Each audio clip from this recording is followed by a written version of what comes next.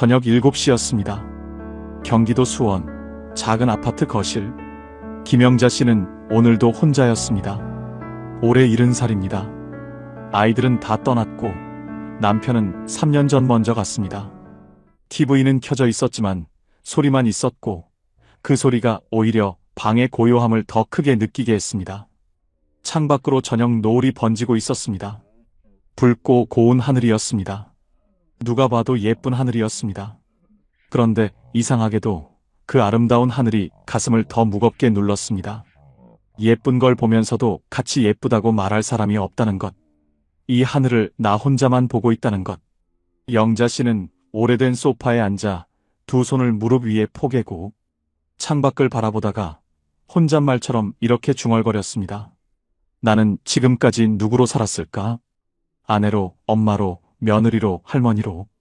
그런데 김영자로는 언제 살았을까? 그 말이 입 밖에 나오는 순간 눈물이 먼저 흘렀습니다. 왜 눈물이 나는지도 몰랐습니다. 슬픈 일이 생긴 것도 아니었습니다. 돈이 없는 것도 아니었습니다. 자식이 없는 것도 아니었습니다. 그런데 울었습니다. 가슴 어딘가에 오랫동안 채워지지 않은 무언가가 있다는 걸 그날 저녁 처음으로 알아버렸기 때문입니다. 젊을 때 그림을 배우고 싶었습니다. 제주도 여행을 가고 싶었습니다. 좋아하는 노래를 따라 부르며 혼자 드라이브도 해보고 싶었습니다. 그런데 그때마다 스스로에게 이렇게 말했습니다. 나중에 하자. 애들 다 크면 하자.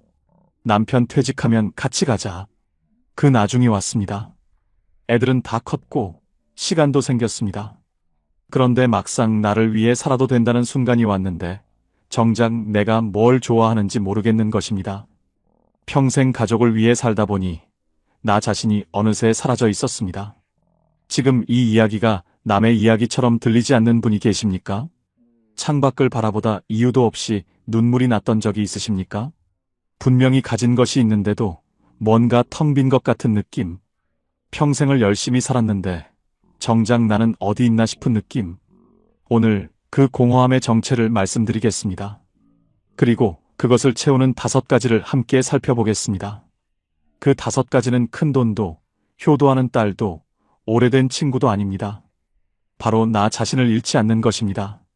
지금 이야기 시작합니다. 첫 번째입니다. 나를 위한 시간입니다. 시간을 남에게만 쓰다 보면 어느 날 인생이 사라져 있습니다. 김영자 씨의 하루를 들여다보면 이렇습니다. 아침 6시에 일어납니다. 제일 먼저 하는 일은 남편 밥입니다. 남편이 간 뒤에는 아침마다 습관처럼 2사람분의 밥을 안 치다가 혼자라는 걸 다시 깨닫곤 했습니다. 낮에는 손자 돌보기입니다. 며느리가 직장에 나가는 날이면 아이를 맡습니다. 저녁에는 자식 전화를 기다립니다. 전화가 오는 날은 기분이 좋고 오지 않는 날은 왜인지 모르게 서운합니다. 그 사이 잠깐 TV를 보거나 낮잠을 자는 것이 전부입니다. 그것이 쉬는 것처럼 보이지만 사실은 다음번에 남을 위해 쓸 에너지를 충전하는 시간에 불과합니다. 순수하게 나만을 위한 시간, 아무것도 생산하지 않아도 되는 시간, 누군가를 위하지 않아도 되는 시간이 하루에 단 1시간도 없었습니다. 이분만의 이야기가 아닙니다. 지금 이 영상을 보고 계신 분들 중에도 오늘 하루 오롯이 나만을 위해 쓴 시간이 몇 분이나 되는지 한번 생각해 보십시오. 조선시대 실학자 정약용 선생은 18년의 유배 생활 중에도 매일 아침 자신만을 위한 독서와 글쓰기 시간을 지켰습니다. 가족과 떨어져 귀양지에 홀로 있는 그 고독한 시간에도 선생은 무너지지 않았습니다. 오히려 그 시간이 있었기에 500여 권의 방대한 저작을 남길 수 있었습니다. 자신과 연결되는 시간이 있어야 사람은 어떤 상황에서도 자신을 잃지 않는다는 것을 선생은 몸으로 알고 있었습니다. 전북 전주에 사는 오순자 씨, 올해 72살입니다. 이분은 3년 전부터 매일 오전 9시부터 10시까지를 자신만의 시간으로 정해두었습니다. 그 시간에는 아무도 만나지 않습니다. 전화도 받지 않습니다. 좋아하는 음악을 듣거나 마당에 앉아 커피를 마시거나 일기를 씁니다. 처음에는 가족들이 이상하게 봤습니다. 엄마가 왜 저러나? 전화도 안 받고. 그런데 6개월이 지나자 오순자 씨가 달라졌습니다. 짜증이 줄었습니다. 가족한테 더 따뜻해졌습니다. 손자가 와도 예전보다 훨씬 더 반갑게 맞이하게 됐습니다. 그 한 시간이 나머지 23시간을 바꿔놓은 것입니다. 오순자 씨는 이렇게 말합니다. 나를 위한 시간을 가지고 나서야 남을 위한 시간이 진짜 선물이 됐어요. 억지로 하는 게 아니라 내가 선택해서 주는 것이 됐거든요. 나를 위한 시간은 이기적인 것이 아닙니다. 그것은 생존입니다. 비행기에서 비상사태가 생겼을 때 산소 마스크를 먼저 자신에게 씌우라는 안전 지침이 있습니다. 옆에 어린아이가 있어도 내가 먼저 마스크를 써야 합니다. 내가 쓰러지면 아이도 살릴 수 없기 때문입니다. 인생도 마찬가지입니다. 내가 먼저 채워져야 남에게도 줄 수 있습니다. 오늘 여러분의 하루 중에 오롯이 나만을 위한 시간이 있으십니까? 단 30분이라도. 그것이 없다면 지금 당장 만들어 보십시오. 자녀에게 알릴 필요도 없습니다. 허락을 구할 필요도 없습니다. 그냥 조용히 오늘부터 그 시간을 자신에게 돌려주십시오. 그 30분이 여러분의 인생을 돌려줄 것입니다. 두 번째입니다. 나를 지키는 경계입니다. 담장이 있어야 좋은 이웃이 될 수 있듯이 경계가 있어야 좋은 가족이 될 수 있습니다. 충남 홍성에 사는 박말래 씨, 올해 74살입니다. 아들 결혼 이후 크고 작은 집안일에 늘 불려다녔습니다. 손자 봐달라는 부탁, 명절 음식 도와달라는 부탁, 때로는 아들 내외 사이가 안 좋은 날 중재까지 맡았습니다.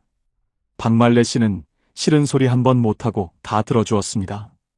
어릴 때부터 착한 며느리, 순한 엄마로 살아온 것이 몸에 배어 있었기 때문입니다. 그런데 들어줄수록 요구는 더 늘어났습니다. 몸과 마음이 조금씩 타락했습니다. 어느 날 오랜 친구를 만났는데 친구가 이렇게 말했습니다. 너 많이 수척해졌다. 무슨 일 있냐?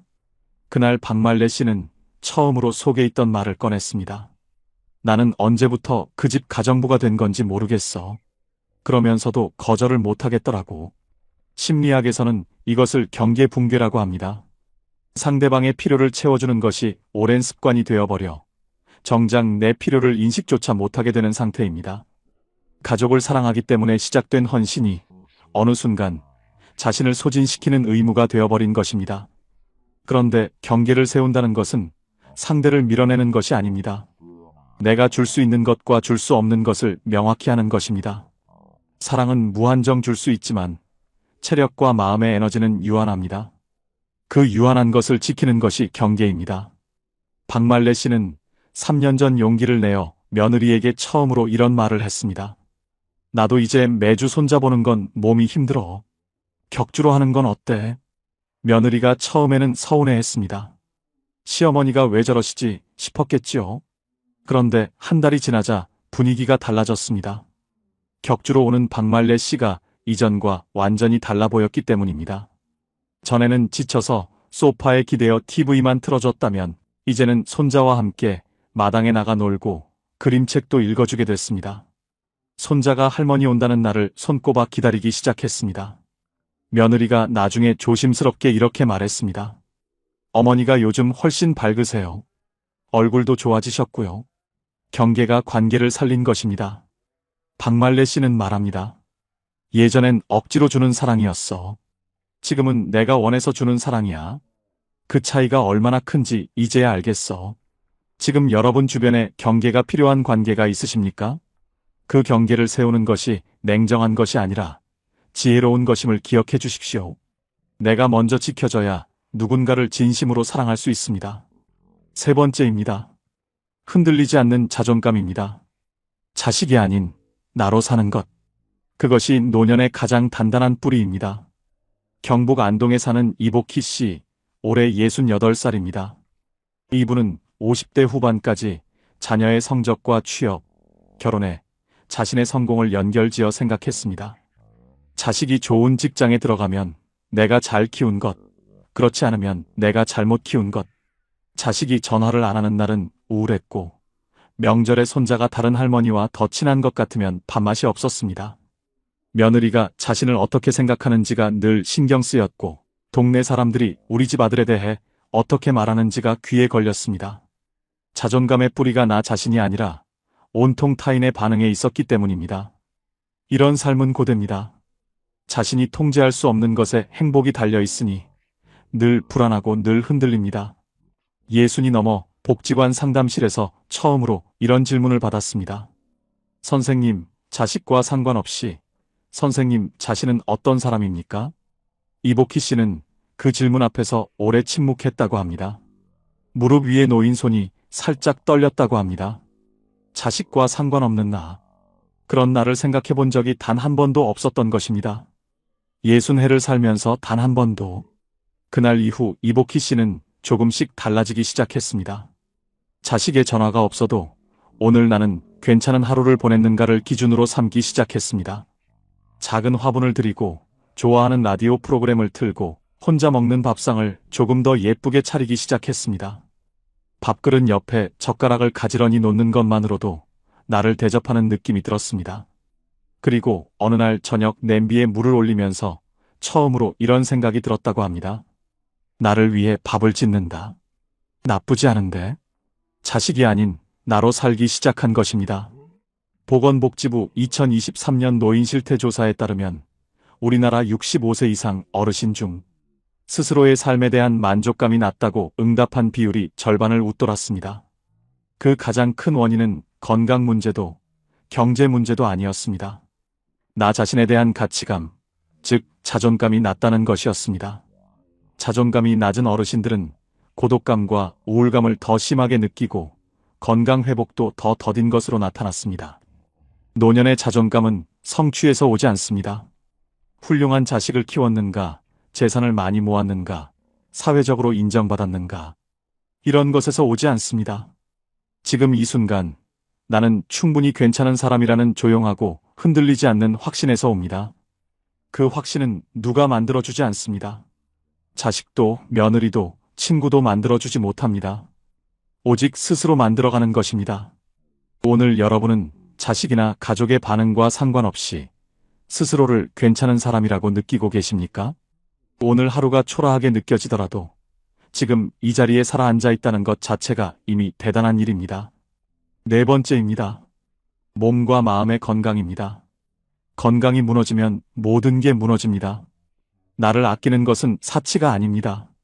의무입니다. 전남 순천에 사는 정옥순 씨, 올해 71살입니다. 새벽마다 관절이 시큰거렸습니다. 아침에 이불을 걷어내고 일어설 때마다 무릎이 아팠습니다. 계단을 내려올 때면 난간을 꼭 잡아야 했습니다.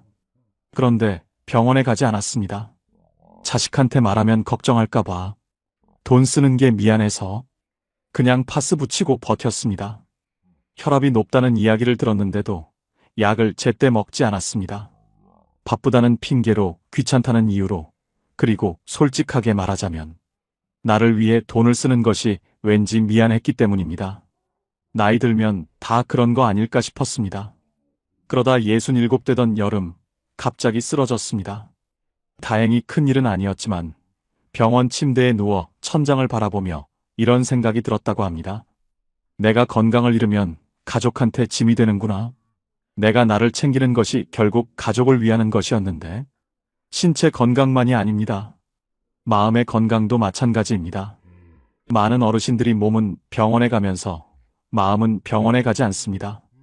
우울하고 불안하고 외롭고 무기력한데 그냥 참습니다. 나이 들면 다 그런 거라고 생각합니다. 그런데 그렇지 않습니다. 보건복지부 2023년 노인 실태 조사에 따르면 65세 이상 어르신 중 우울 증상을 경험하는 비율이 13.5%에 달하며 이는 만성관절염 다음으로 높은 수치입니다. 그런데 그중 전문적인 치료를 받는 분은 극히 일부에 불과했습니다. 마음이 아픈 것도 병입니다. 무릎이 아프면 병원에 가듯 마음이 오래 무거우면 도움을 청해야 합니다. 공자는 말했습니다. 몸을 보존하는 것이 효의 시작이라고. 자식에게 효도를 바라기 전에 먼저 자신의 몸을 지키는 것. 그것이 70세 이후 가장 중요한 책임입니다. 아침에 10분이라도 걸으셨습니까? 어제 충분히 주무셨습니까? 오늘 제때 약을 드셨습니까? 마음이 너무 무거우시면 가까운 정신건강복지센터나 노인복지관 상담실의 문을 두드려 보십시오. 전국 어디서나 무료로 상담을 받을 수 있습니다. 나를 돌보는 것, 그것은 사치가 아닙니다. 살아있는 모든 사람이 누려야 할 권리입니다. 다섯 번째입니다. 경제적 자립심입니다. 큰 재산이 아니라 스스로 설 수 있다는 안도감입니다. 경기 의정부에 사는 최순자 씨, 올해 71살입니다. 남편이 남긴 재산이 꽤 됩니다. 아파트도 있고 예금도 있습니다. 그런데 그 돈은 통장에 묶여 있습니다. 매달 들어오는 돈은 기초연금 몇십만 원뿐입니다. 생활비가 부족할 때마다 통장에서 빼야 하는데 그때마다 마음이 쪼그라듭니다. 이 돈이 얼마나 버틸 수 있을까? 숫자가 줄어드는 것을 볼 때마다 불안이 커집니다. 최순자 씨는 말합니다. 돈이 없는 게 아닌데 왜 이렇게 불안한지 모르겠어요. 밤마다 잠이 안 올 때가 있어요. 이분의 문제는 재산의 크기가 아닙니다. 흐름이 없다는 것입니다. 큰 호수가 있어도 새로 흘러들어오는 물이 없으면 결국 말라버립니다. 흘러들어오는 물이 있어야 호수는 살아있습니다. 반대로 강원도 춘천에 사는 윤복순 씨, 올해 73입니다. 큰 재산은 없습니다. 허름하지만 오래된 집 한 채와 작은 텃밭이 전부입니다. 그런데 국민연금과 기초연금을 합쳐 매달 일정한 돈이 들어옵니다. 거기에 텃밭에서 키운 채소를 동네에 팔아 조금 더 보탭니다. 이른 아침 수확한 애호박을 봉지에 담아 이웃집 대문에 걸어두고 돌아오는 길, 윤복순 씨는 혼자 빙긋 웃습니다. 내가 번 돈이라는 느낌, 자식 손 안 벌려도 된다는 느낌, 누가 알아주지 않아도 내가 나를 먹여 살리고 있다는 느낌. 이분은 이렇게 말합니다. 이 돈이 내 자존심이에요. 작아도 내 힘으로 버는 거잖아요. 그러면 실제로 노후에 얼마가 필요한 걸까요? 뉴스에서 노후 자금으로 10억이 필요하다, 15억이 필요하다는 이야기를 들으면 가슴이 덜컥 내려앉습니다. 국민연금연구원이 2023년에 발표한 적정 노후 생활비 조사에 따르면 1인 기준 월 적정 생활비는 약 124만 원, 부부 기준으로는 약 198만 원으로 나타났습니다. 많은 분들이 막연히 생각하던 것보다 훨씬 적은 숫자입니다. 가장 먼저 해야 할 것은 딱 하나입니다. 내가 한 달에 실제로 얼마를 쓰는지를 계산하는 것입니다. 식비, 의료비, 교통비, 통신비, 경조사비, 이것들을 더해보면 실제 한 달 생활비가 나옵니다. 많은 분들이 이 계산을 해보면 생각보다 훨씬 적다는 사실에 놀라십니다. 그 다음에는 연금을 확인합니다. 국민연금, 기초연금, 공무원연금 등 매달 일정하게 들어오는 돈. 간단한 계산을 해보십시오. 한 달 생활비가 150만 원인데 연금으로 100만 원이 들어온다면 실제로 부족한 돈은 50만 원입니다. 그 50만 원을 20년 동안 채우려면 1억 2천만 원입니다. 수억 원, 10억 원이 아닙니다. 물론 의료비나 예상치 못한 지출을 위한 여유 자금은 따로 필요합니다. 하지만 막연하게 10억이 있어야 한다는 두려움과 실제로 내게 필요한 숫자를 계산해서 아는 것은 완전히 다른 이야기입니다. 두려움은 모호함에서 옵니다. 숫자를 알면 두려움이 줄어듭니다. 오늘 당장 종이 한 장을 꺼내서 내 한 달 생활비를 적어보세요. 그리고 매달 들어오는 연금을 빼보세요. 그 차이가 여러분이 실제로 준비해야 할 진짜 숫자입니다. 쇼펜하우어는 말했습니다. 진정한 즐거움은 밖에서 찾는 것이 아니라 자기 자신 안에서 찾는 것이다. 오늘 말씀드린 5가지는 사실 하나로 이어집니다. 나를 잃지 않는 것, 나를 위한 시간을 지키고, 나를 위한 경계를 세우고, 나 자신으로 서고, 내 몸과 마음을 돌보고, 내가 스스로 설 수 있는 구조를 만드는 것. 그 전부가 나를 잃지 않기 위한 일입니다. 인생의 후반은 정리가 아닙니다. 재시작입니다. 100세 시대입니다. 60세에 새로 시작해도 아직 40년이 남아 있습니다. 갓 태어난 아기가 첫 걸음마를 배우고 학교에 들어가고 청년이 되어 첫 직장을 얻기까지 걸리는 시간이 20년입니다. 그 2배의 시간이 여러분 앞에 아직 남아 있습니다. 그 시간을 또 남을 위해 쓸 것입니까? 아니면 이제는 나를 위해 쓸 것입니까? 김영자 씨는 그 질문에 마침내 답을 찾았습니다. 70살 생일날 오랫동안 미뤄왔던 수채화 수업에 등록했습니다. 처음 붓을 잡는 날 손이 어색하게 떨렸습니다. 물감을 어떻게 섞어야 하는지도 몰랐습니다. 그런데 물감이 종이 위에 번지는 순간 이상하게 가슴이 벅찼습니다. 아, 내가 이걸 좋아하는 사람이었구나. 살면서 처음으로 순수하게 나 자신을 위한 무언가를 하고 있다는 느낌이었습니다. 그날 저녁 집에 돌아와 거울 앞에 섰는데 낯선 얼굴이 보였다고 합니다. 눈가에 주름이 있었지만 그 눈이 오랫동안 보지 못했던 빛을 담고 있었습니다. 김영자 씨는 오늘도 매주 목요일 수채화 수업에 갑니다. 오늘 5가지 이야기를 함께 들으셨습니다. 핵심을 3가지로 정리해 드리겠습니다. 첫째, 나를 위한 시간과 경계를 만드세요. 매일 30분, 오롯이 나만을 위한 시간. 그리고 줄 수 있는 것과 줄 수 없는 것을 명확히 하는 경계. 이 2가지가 모든 관계를 건강하게 만듭니다. 둘째, 자존감의 뿌리를 나 자신에게 두세요. 자식의 전화 횟수가 아니라 오늘 내가 나를 얼마나 괜찮은 사람으로 대했느냐가 기준이 되어야 합니다. 셋째, 몸과 마음의 건강을 지키고 막연한 불안 대신 나만의 현실적인 숫자를 파악하세요. 내 한 달 생활비에서 연금을 뺀 그 차이가 진짜 준비해야 할 숫자입니다. 이번 주 안에 실천할 작은 숙제를 2가지 드리겠습니다. 첫째, 오늘부터 매일 30분 아무도 부르지 않는 나만의 시간을 만들어 보십시오. 무엇을 해도 좋습니다. 그냥 앉아만 있어도 좋습니다. 중요한 것은 그 시간만큼은 오롯이 나를 위한 시간이라는 것입니다. 둘째, 종이 한 장을 꺼내 내 한 달 실제 생활비와 매달 들어오는 연금을 적어 보십시오. 그 2 숫자의 차이가 여러분이 실제로 필요한 노후 자금의 기준이 됩니다. 오늘 이야기가 도움이 되셨다면 지금 사시는 지역과 함께 댓글로 한마디 남겨주세요. 여러분의 한마디가 또 다른 누군가에게 가장 현실적인 용기가 됩니다. 구독과 좋아요도 부탁드립니다. 여러분, 여기까지 살아오시느라 정말 고생 많으셨습니다. 20 남짓 어린 나이에 남의 집 며느리가 되어 낯선 부엌에서 시어머니 눈치를 보며 처음으로 밥을 지었던 날이 기억나십니까? 아이가 아파 밤새 등을 두드려주면서도 내색 한 번 못하고 다음날 아침 밥상을 차렸던 날들이 기억나십니까? 남편이 힘들다고 할 때 내가 더 힘들어도 먼저 손을 내밀었던 날들, 명절마다 지쳐 쓰러질 것 같으면서도 끝까지 웃으며 손님을 맞았던 날들. 그 하루하루가 결코 헛되지 않았습니다.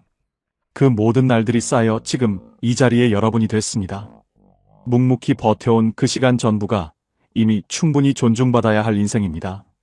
오늘 영상에서 만난 분들을 기억하십니까? 김영자 씨는 70살 생일날 처음으로 붓을 잡았습니다. 그리고 거울 속에서 오랫동안 사라졌던 자신의 눈빛을 되찾았습니다. 이복희 씨는 혼자 차린 밥상 앞에서 처음으로 나쁘지 않다고 생각했습니다. 나를 위해 밥을 짓는 삶이 시작됐습니다. 윤복순 씨는 이웃집 때문에 애호박 봉지를 걸어두고 혼자 빙긋 웃었습니다. 작지만 내 힘으로 사는 삶의 자존심을 찾았습니다. 그분들이 찾아낸 것은 딸이 아니었습니다. 돈이 아니었습니다. 친구가 아니었습니다. 바로 나 자신이었습니다. 지금 여러분도 나 자신을 찾을 수 있습니다. 오늘만큼은 조용히 스스로에게 말해보세요. 천천히 마음속으로. 나는 잘 살아왔다. 나는 충분히 괜찮은 사람이다. 그 말이 어색하게 느껴지신다면 그것이 바로 지금까지 얼마나 자신보다 남을 먼저 챙겨오셨는지를 보여주는 가장 분명한 증거입니다. 나를 뒤로 밀었던 그 마음이 사실은 누군가를 그토록 깊이 사랑했다는 증거입니다. 이제 그 사랑을 딱 한 번만 자기 자신에게 돌려주십시오. 오늘 아침 창문으로 들어오는 햇살을 잠깐 느끼는 것, 좋아하는 차 한 잔을 서두르지 않고 천천히 마시는 것, 오랫동안 마음 한켠에 묻어두었던 것 하나를 오늘 꺼내보는 것, 그 작은 순간부터 지금 이 자리에서 나를 위한 인생은 이미 시작되고 있습니다. 여러분은 지금껏 정말 잘 살아오셨습니다. 그러니 이제는 남 눈치 보지 말고 미안해하지 말고 당당하게 나를 위해 살아가셔도 됩니다. 그것이 여러분이 이 오랜 시간 동안 충분히 받을 자격이 있는 삶입니다.